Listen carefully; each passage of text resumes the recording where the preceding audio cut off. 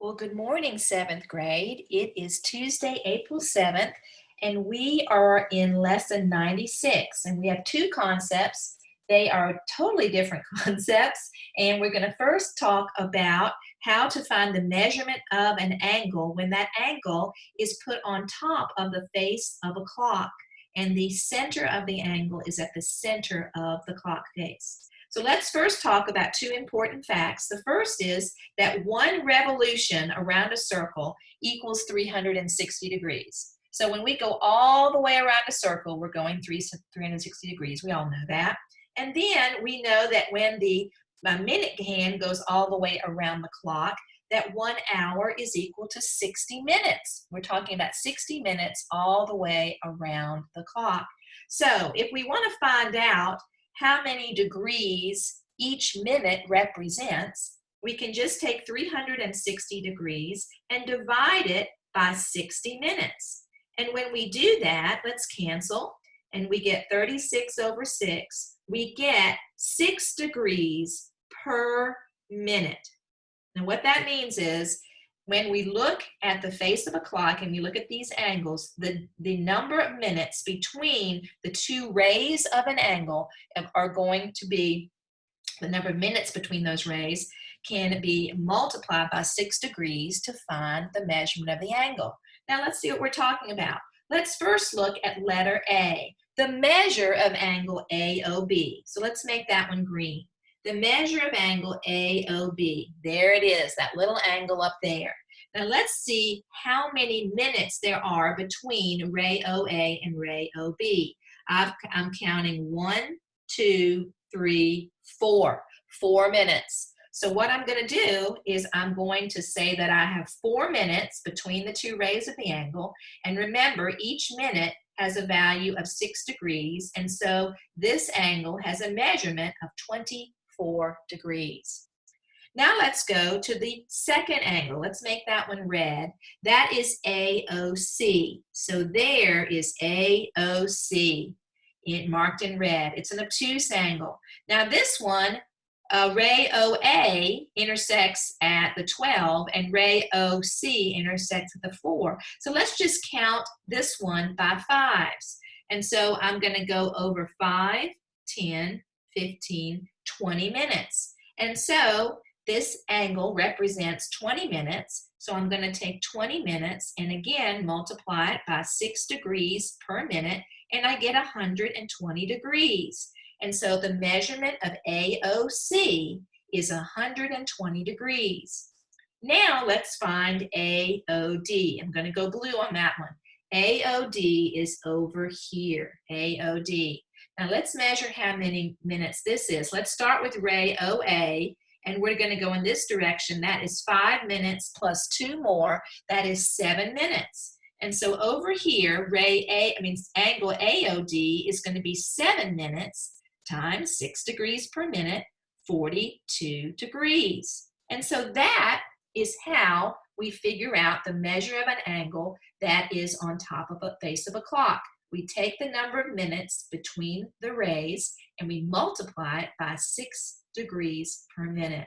Okay, so that is our first concept. And let me go ahead. I'm going to. Okay, now I am ready to go over our example from the book that has the clock problem, the angle problem. So let me go ahead real quickly and share my screen again. And here we are. Okay, so sorry about the little shadows there. It's a really sunny afternoon, and that's just my window is making those marks. But we want to look at number 21. We want to look at number 21. So let me see if I can get this to work. Hold on one second, guys. I want this to be here, but I also want to be able to use, here we go, use my Apple Pencil. Okay, so here we go. So let's look at number 21. Okay, wake up. Number 21. All right.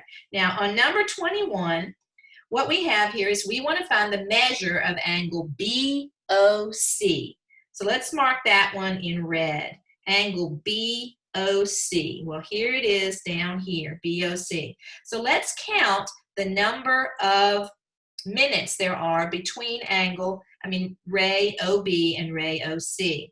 So I'm just going to start up here and let's count by fives. 5, 10, 15. And so angle BOC has 15 minutes between the two rays. And if we remember, I'm just going to put A right here, we have 15 minutes, and how many degrees is it per minute? It is 6 degrees per minute.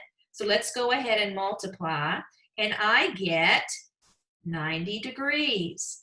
And so, oh, low battery, be careful here. Okay, so I got 90 degrees for angle BOC.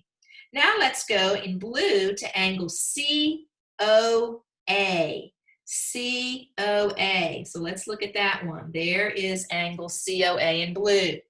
Let's go ahead and count the minutes in that. 5, 10, 15, 20, 25. So for part B, I have 25 minutes between the rays of in angle COA, and so I do 25 times 6, and 25 times 6, I'm getting 150 degrees is the measure of angle B. Now let's go to angle C. Let's make that one green. I've got DOA. DOA is right up here in green. Let's count the minutes on that. Well, this one is a little bit harder to see, isn't it? I'm getting 5, I'm getting 8. I'm getting 8 minutes. I hope you did too. Now, where am I going to stick that? Running out of room. Let's go to letter C right here. I've got 8 minutes times 6 degrees per minute. I get 48 degrees for the measure of angle C. And that is how we measure angles that are on top of the face of a clock.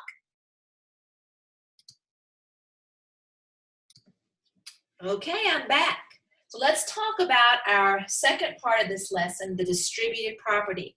We've already talked about the distributive property a couple months ago, and we learned that if I have 2 times in parentheses 3 plus 4, well, with PEMDAS, I can simplify what's in parentheses first, and I get a 7 here, and 2 times 7 is 14.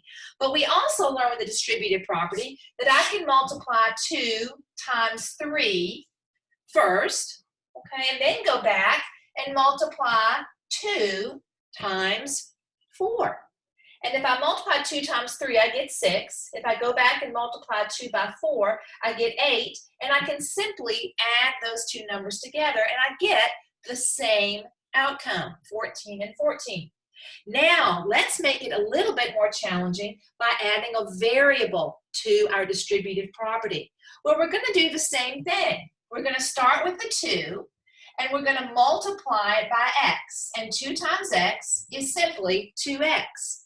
And then I'm going to go back, I'm going to bring down my minus sign here, and then multiply 2 times 3. 2 times 3.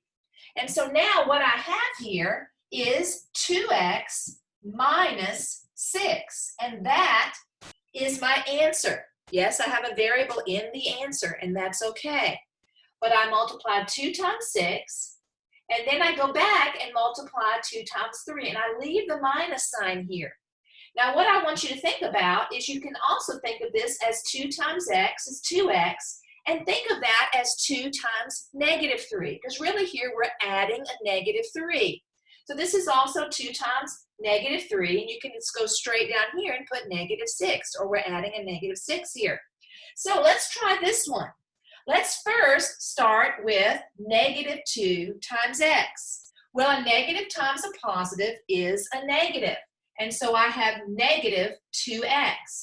Now, let's go back and multiply negative 2 times positive 3.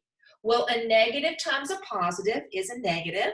And so negative 2 times positive 3 gives me a minus 6. And there is my answer. I'm just going to do it in one step now because it's really almost easier just to do it in one step when you have variables. So let's go to the last problem here. I have x times x minus 3. Well, I'm first going to multiply x times x. Well, what is x times x? We've learned that that is x squared. And so I have an x squared here. Let's go back now and multiply x times -3. Well, a positive times a negative is a negative. And so I'm going to put a minus, and 3 times x is 3x. And there is my answer. X squared minus 3x. Okay, let's go to the homework now, and let's try the distributive property problem. We've already done the clock problem. Let's go to the distributive property problem, and here we go. It's number 27. A, -3 times x minus 4. All righty, let's first start by multiplying -3 times x. Well, -3 times x is equal to -3x. A negative times a positive is a negative. Now, careful. Let's go back now and multiply -3 times -4. Well, we know that a negative times a negative is a positive. And so this is going to be a positive 12. A positive 12. A -3 times a -4 is a positive 12. Let's go to the B problem. I've got x times x plus y. Let's start here with the x times x. Well, we did a problem like this on the other side, the flip side. X times x is x squared. Remember, x plus x is 2x, but x times x is x squared. X is a factor twice. Now let's go back and multiply a positive x times a positive y. Well, what's that going to be? A positive xy. And I end up with an answer of x squared plus xy. No, there's no numbers to fill in. This is our answer. Don't let it concern you. Now, I do want to review a problem from yesterday. We did volume yesterday, and we did not talk about these shapes. Now, this first part, we're talking about number 15. A is the volume of a cube. And the volume of a cube, we have done that. So I don't want you to forget your volume formulas for a rectangular prism, length times width times height, and for a cube. And for a cube, the volume is the side length cubed. You've had this before. So in this case, the side length is 3. It's going to be cubed. And of course, my answer will be 27. And you know the problem is, I forgot to look at the units. And the units on this problem are in centimeters. So it's 27 centimeters cubed. There we go. Okay, now let's talk about a volume of a prism we have not done yet. Yesterday we did a cylinder. Let's look at this triangular prism. Now, if you haven't looked at the video I posted yesterday, it was a wonderful YouTube video on volume. You need to go back and look at that. But what was discussed in that, it had great graphics, but it said you have volume is the area of the base times the height.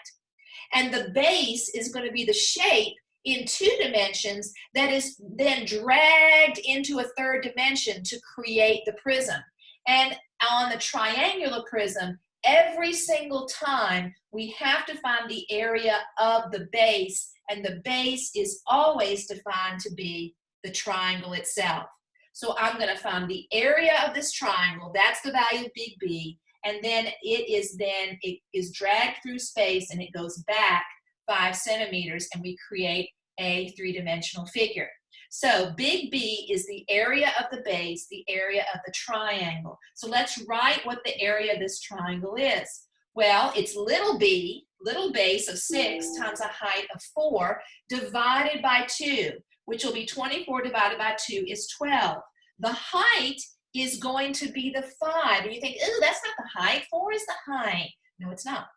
4 is the height of the base. But 5 is how far that base is dragged through space to create a 3-dimensional object. Go back and look at the video. It's awesome. Okay, now the height is 5. So I have an area of my base times the height gives me a total volume of 60 centimeters cubed. And there is my first problem I worked out with you on triangular prism volume. So I want to talk to you about a few omissions we have today. We have a total of 6 omissions, and I taught you yesterday how to do that. Basically what you're going to do is instead of doing the problem, you're going to leave it as need help. Okay, and you're going to leave it as the yellow color on your mymathassistant.com, and you can leave it blank in your homework that you upload. 6, 9, 10, 11, 18, and 30. I'll put that in your assignment in LMS, but I'll repeat it again. 6, 9, 10, 11, 18, 30. Please remember to upload your work. I'm going to give you a missing on your assignment if I don't have your My Math Assistant answers and your work uploaded. Okay, we had a lot of missing assignments this morning, and I'll probably post the missing assignments on the class wall for a couple more days, and then I'm just going to let you take care of it by looking in the grade book to see what's missing. Don't throw away the papers you've done just in case I don't have the upload of them. Okay.